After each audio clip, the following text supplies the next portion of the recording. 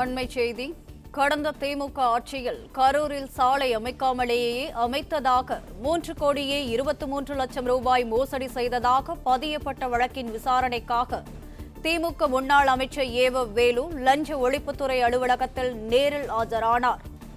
கூடுதல் தகவல்களை தருகிறார் எமது செய்தியாளர் வினோத். வினோத், வணக்கம். மோசடி செய்ததாக பதியப்பட்ட வழக்கின் விசாரணைக்காக திமுக முன்னாள் அமைச்சர் ஏவ வேலு லஞ்ச ஒழிப்புத்துறை அலுவலகத்தில் ஆஜராகியிருக்கிறார். கூடுதல் விவரங்கள்.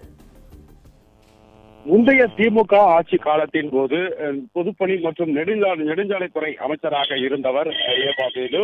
இவர் கடந்த ஆட்சி காலத்தில் சாலை அமைக்கப்பட்டதாக கூறி அமைக்காமலே இருந்ததாக 3,25,00,000 ரூபாய் மதிப்பிலான முறைகேடு நடைபெற்றதாக தனியார் அமைப்பு ஒன்று தமிழக லஞ்ச ஒழிப்புத்துறை அலுவலகத்தில் புகார் அளித்திருந்தது.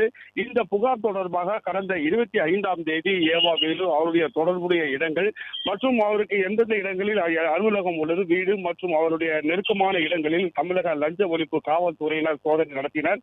சோதனையில் பல ஆவணங்கள் கைப்பற்றப்பட்டதாக லஞ்ச ஒழிப்புத்துறை அலுவலகம் மூலமாக தகவல் வெளியான நிலையில் அவர் உடனடியாக சம்மன் அனுப்பப்பட்டு நேரில் ஆஜராக வேண்டும் என்ற ஒரு சம்மனும் அனுப்பப்பட்டிருந்தது.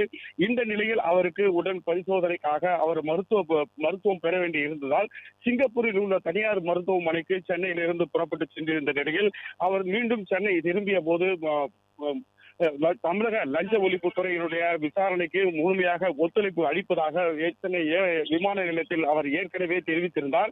இந்த நிலையில் இன்று தமிழக லஞ்ச ஒழிப்புத்துறை அலுவலகத்தில் அதாவது ஆலந்தூரில் அமைந்திருக்கக்கூடிய அலுவலகத்தில் நேரில் ஆஜராகி விளக்கம் அளிக்க வேண்டும் என தமிழக லஞ்ச ஒழிப்புத்துறை சம்மன் அனுப்பியிருந்த நிலையில் சற்று முன்னதாக ஆலந்தூரில் இருக்கக்கூடிய தமிழக லஞ்ச ஒழிப்புத்துறை தலைமை அலுவலகத்தில் அவர் ஆஜராகி இருக்கிறார்.